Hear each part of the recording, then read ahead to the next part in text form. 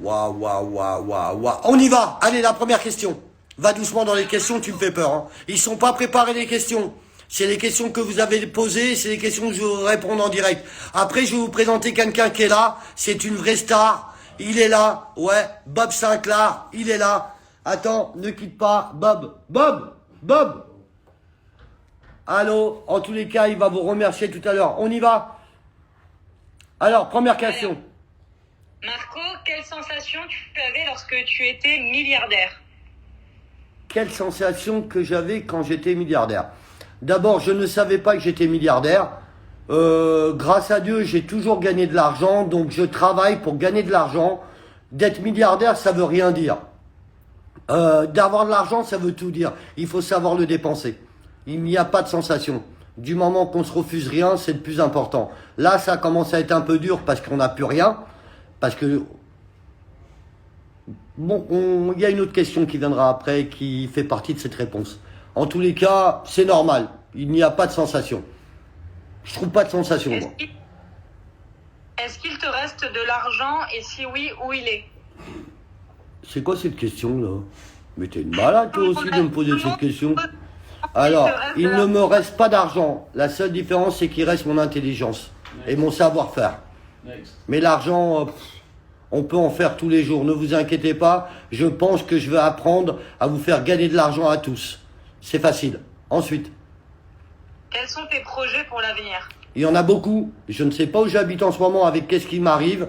Je ne savais pas que le documentaire allait faire numéro 9 mondial, numéro 4 et 2 français, et en Europe numéro 1.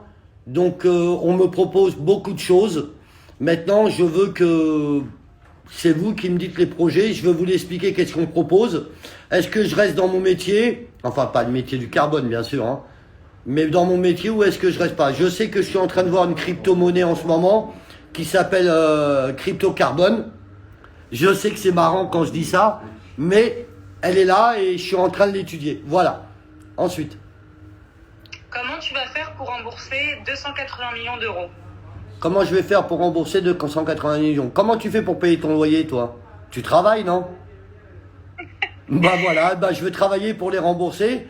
Et puis je vais travailler très dur parce que je les dois et j'ai envie de les payer, j'ai envie d'être quitte avec la société. Ensuite. Justement, c'est peut-être de cette façon-là, on dit que tu es un super acteur. Est-ce que c'est vrai? Un super acteur?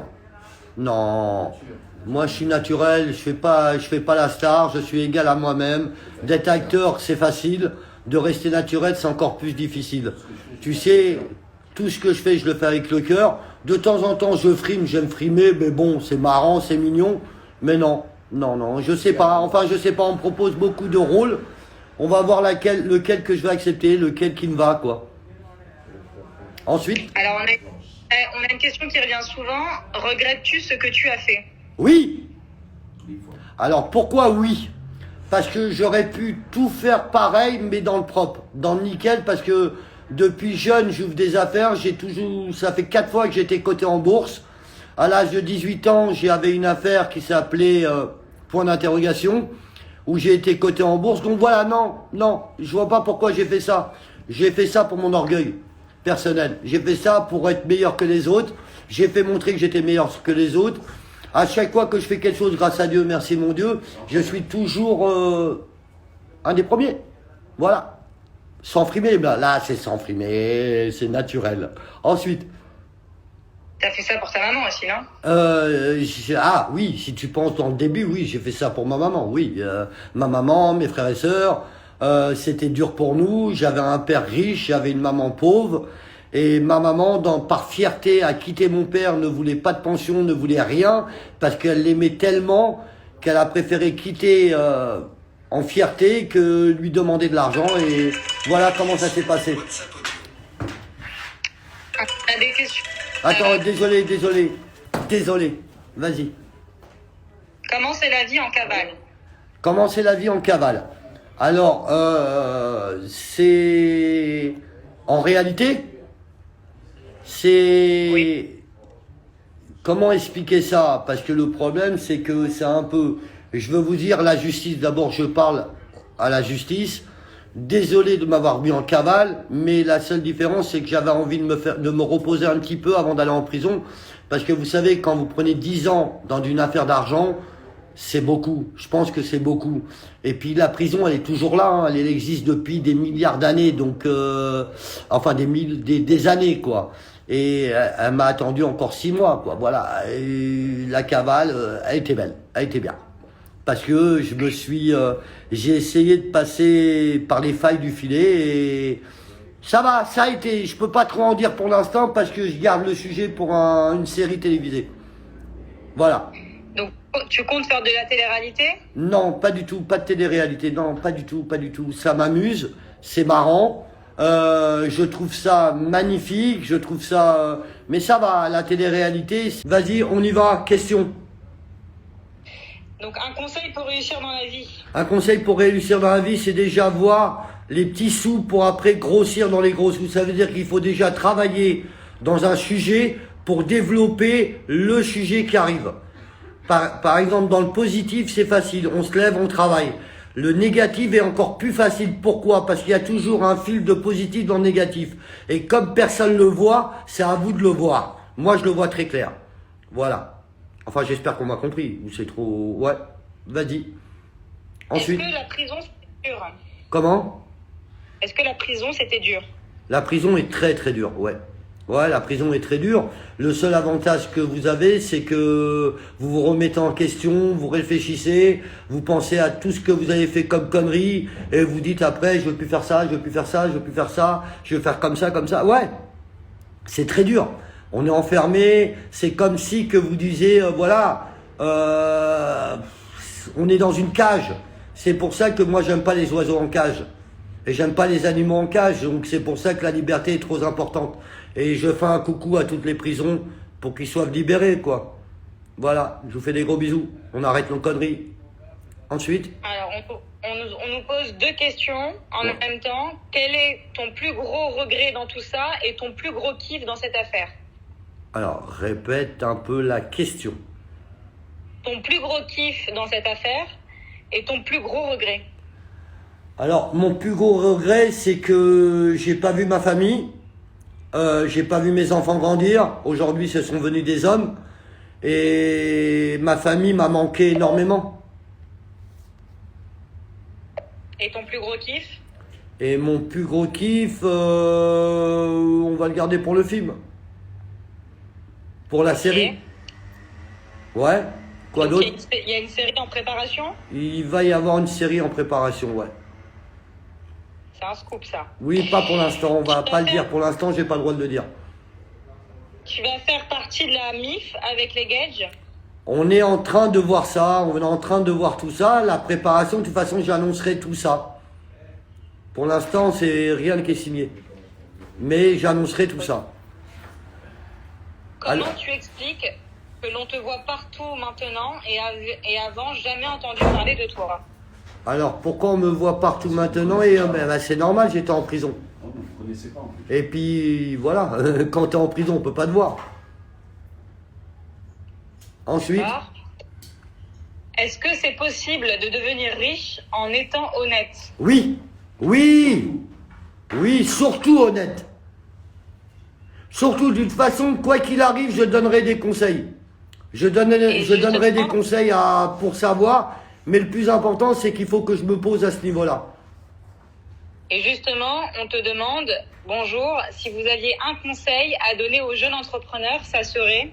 D'avancer, de ne pas avoir peur, d'avancer, d'y croire. Il ne faut pas croire que s'il y a une journée, 2 jours, 3 jours qui n'est pas bon, qu'on croit que la semaine d'après n'est pas bonne.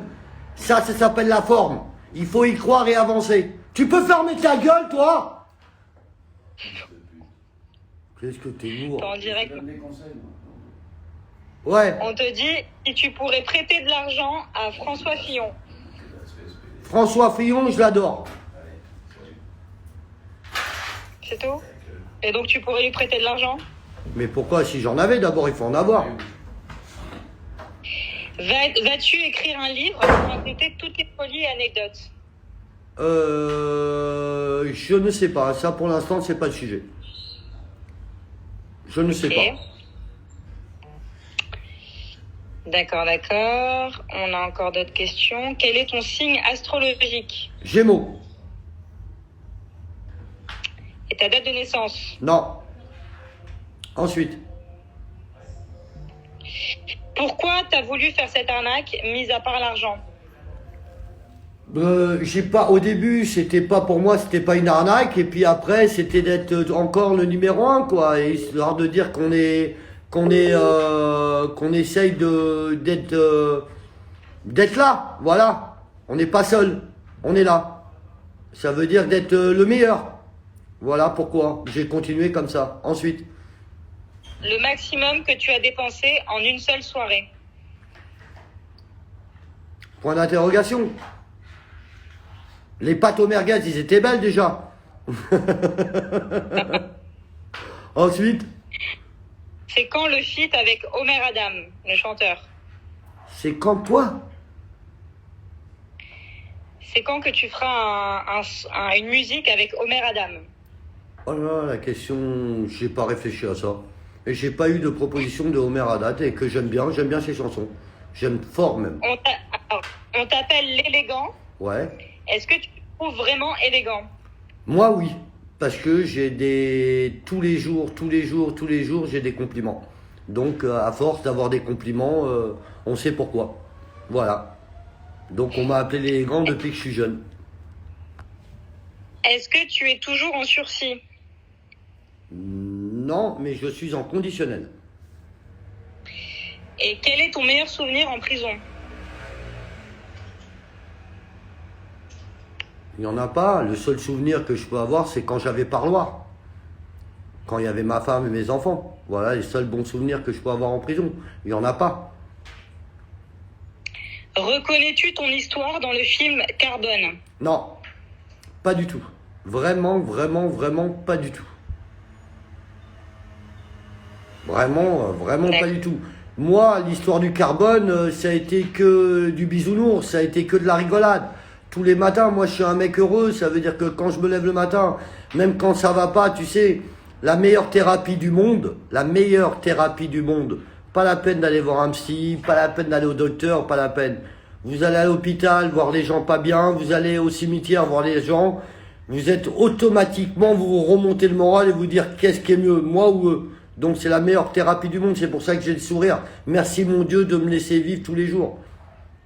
Merci mon Dieu de me laisser, moi et ma famille, quoi, voilà, et tout le monde, et le monde entier. Ensuite. Est-ce que tu t'es fait des amis en prison qui restent des amis?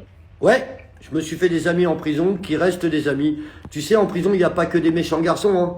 Il y a des innocents, il y a des coupables, et puis il y a des garçons qui ont fait des erreurs et qui comptent plus les refaire. Donc ça reste des gentils garçons. Et puis l'être humain, en réalité, quand tu sais lui parler, quand tu sais avoir un contact, ça peut être que du bon. Ils ont tous un cœur, ils ont tout, quoi. Voilà. Ils sont, franchement, ouais.